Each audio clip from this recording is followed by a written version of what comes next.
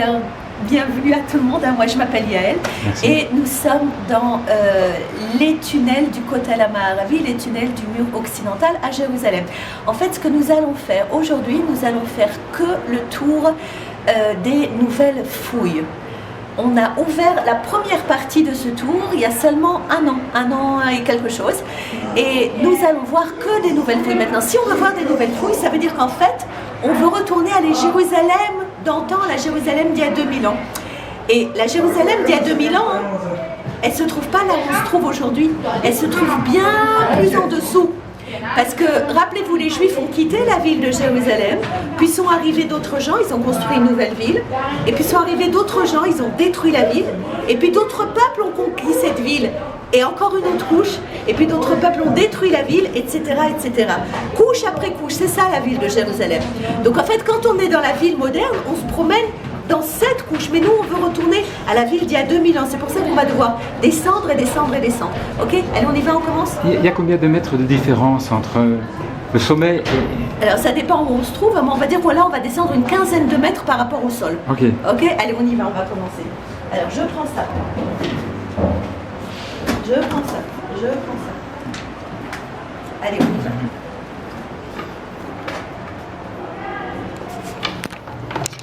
Et là, si vous pouvez fermer la porte derrière, il m'a demandé pour ne pas que ça rentre. Ok.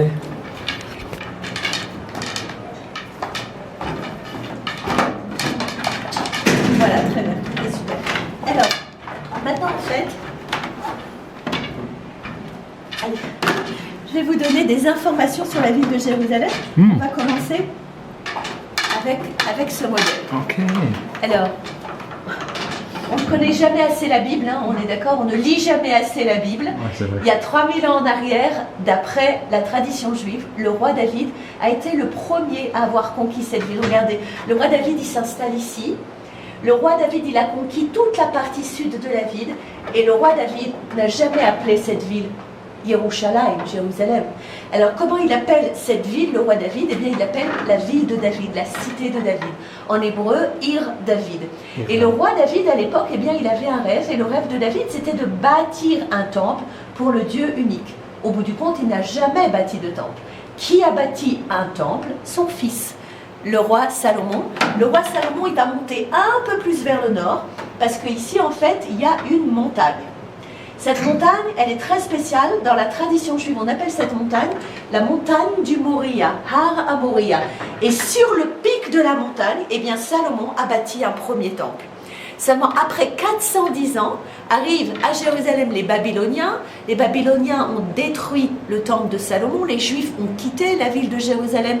On appelle ça le premier exil. Attention, quand je dis ont quitté la ville de Jérusalem, ils n'ont pas quitté parce qu'ils ont voulu la quitter. On me demande à chaque fois, est-ce qu'ils ont vraiment voulu quitter la ville? Non, les Juifs ne veulent jamais quitter la ville de Jérusalem.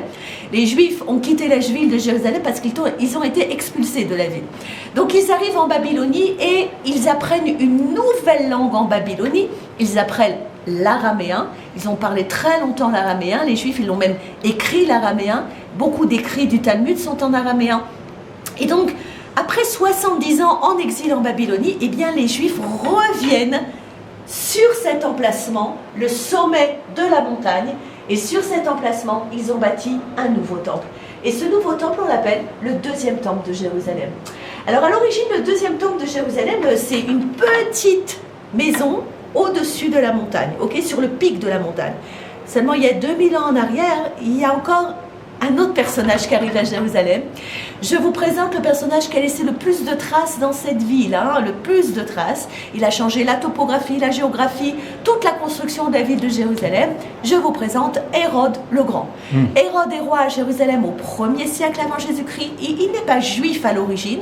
Et s'il est roi à Jérusalem, c'est parce que les Romains ont décidé qu'il serait roi, puisque qui contrôle la ville de Jérusalem à l'époque, okay, il y a 2000 ans en arrière, eh bien c'est l'Empire romain. Donc, le roi Hérode arrive à Jérusalem, et rappelez-vous, sur cette montagne, il y avait un petit temple qui avait été construit par les Juifs revenus de Babylonie. Eh bien, Hérode, il va vouloir le restaurer. Hérode, il a quand même un problème, le problème, c'est la montagne. Regardez ce qu'a fait Hérode. Sur la montagne, Hérode, il a construit quelque chose de nouveau. Il a construit une plateforme. Alors maintenant, on est avec une plateforme, quelque chose de plat, sur la montagne d'origine. Cette plateforme, elle existe jusqu'à aujourd'hui et on appelle cette plateforme le mont du Temple, en hébreu Har Habayit. Sur le mont du Temple, Hérode a construit ce temple. Ça, c'est le temple juif, avec un endroit très spécial qui se trouve ici, le rectangle du bas, qu'on appelle le Saint des Saints. En hébreu, Kodesh HaKodashim. Alors, le mont du Temple, il est soutenu par des murs. Donc, il y a un mur sur le côté sud, il y a un mur sur le côté est. Au nord, il y a une énorme forteresse qu'Hérode a construite pour protéger le temple juif. Et ça, ce qu'on voit ici, c'est le fameux mur occidental, le Kotel HaMaaravi. Et tout le mur occidental fait 488 mètres de longueur. 488 mètres de longueur. D'après ce modèle, on comprend bien qu'en fait, le mur occidental n'est pas un des murs du temple. On est d'accord? En fait, le mur occidental, il a un seul rôle, et son rôle, c'est de soutenir le mont du temple. Alors maintenant, je vous ai dit que dans la première partie de ce tour, nous allons voir que des nouvelles fouilles. En fait, nous allons voir les restes d'un pont que les Juifs avaient bâti ici il y a 2000 ans. Vous le voyez ici, le pont. Donc, on va voir les restes de ce pont. Ce pont, il était composé d'arches, c'est ce que nous allons voir aujourd'hui, et nous allons voir aussi les restes, les ruines d'un énorme bâtiment que les Juifs avaient bâti tout près du pont. Et on se demandera ensemble, mais pourquoi avait-il bâti un énorme bâtiment d'une beauté extraordinaire alors qu'on est tout près du temple juif? Quelle était l'utilité de ce bâtiment? On va essayer de répondre ça quand on sera dans notre tour. Ok? Alors, on se demande aussi, mais pourquoi les Juifs, il y a à peu près, on va dire 400 ans de ça, ont décidé de prier sur cette toute petite partie du mur, la partie qu'on appelle le mur des lamentations? Pourquoi est-ce qu'on ne prie pas tout le reste du mur? Tout le reste du mur existe jusqu'à aujourd'hui. Alors pourquoi est-ce qu'on ne prie que cette petite partie du mur? Alors je vais vous donner la réponse dans quelques minutes. Mais ce qui est important de voir, c'est toutes les étapes de l'histoire de la ville de Jérusalem. Et cette étape, par exemple, elle est très importante. Cette étape, elle a lieu pendant l'année 70. Pendant l'année 70, Titus et la légion numéro 10 ont détruit le temple d'Hérode. Et après la destruction de ce temple, eh bien, les Juifs ont quitté la ville de Jérusalem. Encore une fois, pas parce qu'ils ont voulu la quitter, mais parce qu'on les a obligés à la quitter. Ok. Donc, pendant que les Juifs étaient à l'extérieur de la ville de Jérusalem, eh bien, d'autres gens sont venus s'installer sur cette ville. Et par exemple, au 7e siècle, les musulmans et un certain Abd-el-Malek, eh bien, ils ont bâti ce dôme. Et d'ailleurs, ce dôme, on peut le voir jusqu'à aujourd'hui sur le mont du Temple. Ce dôme, il porte deux noms. On l'appelle ou le dôme d'or ou le dôme du rocher. Alors, pourquoi le dôme d'or? C'est très simple, parce que ce qu'on voit au-dessus, c'est du vrai or. Mais pourquoi est-ce qu'on l'appelle le dôme du rocher? Parce qu'en fait, à l'intérieur de ce dôme, il y a un rocher. Et ce rocher, il est très spécial d'abord pour la tradition juive. Parce que ce rocher, qu'on appelle en hébreu Even Ashtia, la pierre de la fondation, se trouvait à l'origine dans le Saint des Saints, dans le temple juif. Alors si on se demande aujourd'hui où est l'emplacement du Saint des Saints, eh bien il se trouve à l'intérieur du dôme du rocher. Ok? Alors, sur le mont du Temple, nous voyons deux dômes. Le grand dôme, c'est celui-là, c'est le dôme du rocher, l'emplacement du Saint des Saints. Par contre, il y a aussi un petit dôme qui se trouve bien plus au sud sur le mont du Temple. Et ce petit dôme, eh bien, on appelle ce petit dôme la mosquée El-Aqsa. Ok.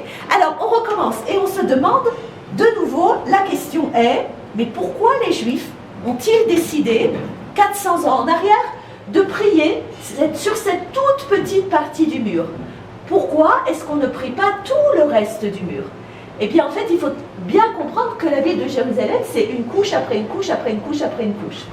Il y a 700 ans en arrière, arrivent à Jérusalem des gens qui viennent d'Égypte, on les appelle les Mamelouks. Les Mamelouks, ils ont construit des arches et des arches et des arches et des arches tout près du mur occidental, tout près du mur de l'ouest. Et au-dessus des arches, ils ont construit cette ville, la ville des Mamelouks, qui est là depuis 700 ans. Alors cette ville des Mamelouks, en fait, une fois qu'elle a été construite, eh bien, elle a recouvert 3/4 du mur occidental. Ça veut dire que 3/4 du mur se trouve en dessous de cette ville. Alors qu'est-ce que c'est cette ville aujourd'hui? À Jérusalem, on n'a pas de Mamelouk. Par contre, il y a toujours des gens qui vivent dans cette ville.